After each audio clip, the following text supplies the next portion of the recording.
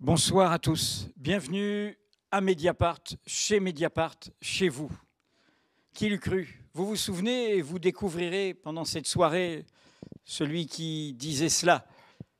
Mediapart, ça ne marchera jamais. Eh bien, ce soir, Mediapart est en train d'atteindre les 100 000 abonnés. Exactement à moment où je parle, à la minute où je parle, vous êtes 99 920 abonnés à Mediapart. Encore 80 abonnés et nous passons le cap des 100 000. Ce n'est pas qu'une histoire de chiffres.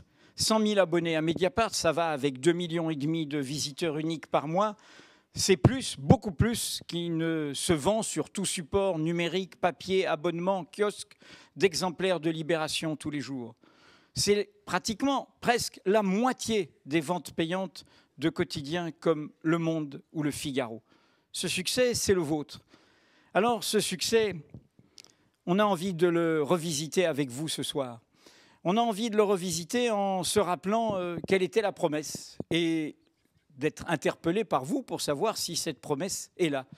C'était il y a 7 ans. 7 ans, c'est l'âge de raison, en 2007, quand a germé l'idée de Mediapart, quand elle a fait son chemin avant le lancement du 16 mars 2008.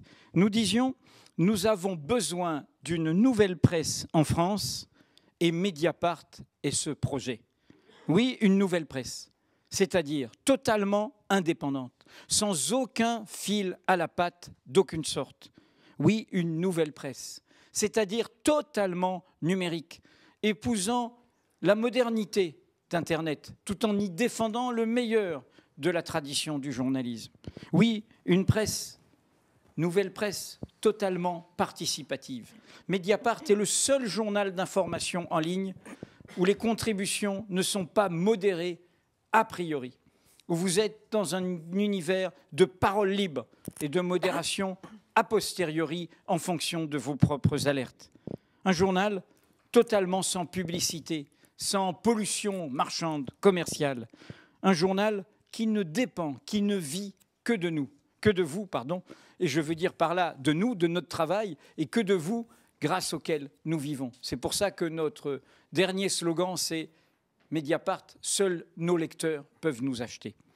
Alors merci, on fait ce live ce soir, cette soirée en direct de Mediapart, pour d'abord vous dire merci. Ce sont des portes ouvertes numériques. Le journal est en accès libre depuis midi jusqu'à midi demain.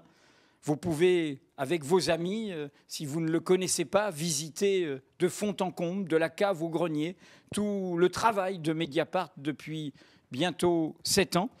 Et puis vous pouvez, ce soir, en direct maintenant, poser vos questions. Parce qu'après tout, nous demandons des comptes face aux secrets indus, face à l'opacité des pouvoirs, face à leurs mensonges ou à leurs demi-mensonges. Et donc, nous vous devons une totale transparence. Nous allons ce soir visiter tout cela à partir de toutes les bêtises qui parfois se sont dites sur Mediapart. Mais on va répondre sérieusement. Qui sont nos actionnaires? Est-ce qu'on paye nos impôts? Est-ce qu'on est une officine au service de Hollande ou de je ne sais qui, etc. Voilà ce qu'on va faire ce soir. En se disant ensemble que dans les temps que nous vivons, on a besoin d'une presse totalement indépendante face à ceux qui se sentent au-dessus du peuple, qui ont peur de lui, qui croient qu'ils savent à la place du peuple ce qui est mieux, ce qui est bon pour lui. Ceux qui cherchent un homme providentiel, et ils peuvent être à droite comme à gauche. Et nous, Mediapart, on essaye, avec vous, de faire vivre un autre chemin démocratique. Une démocratie qu'on invente ensemble, en cheminant ensemble, en discutant et en délibérant ensemble. Et il nous le faut d'autant plus que, comme vous le savez, les temps sont un peu sombres, sont un peu angoissants, inquiétants, et tout est fait d'ailleurs pour nous angoisser. C'est une sorte de politique de la peur, des deux côtés, djihad et croisade, et ça se répond en miroir.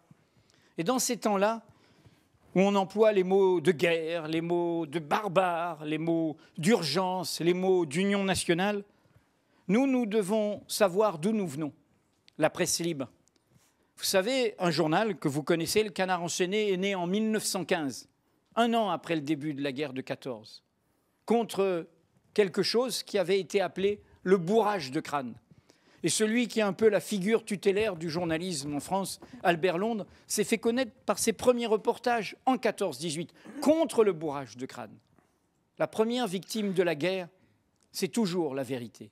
Et c'est pour ça qu'il faut une presse libre qui n'ajoute pas de l'émotion à la passion, qui n'ajoute pas de la tension au désordre, mais qui aide à réfléchir, qui aide à comprendre.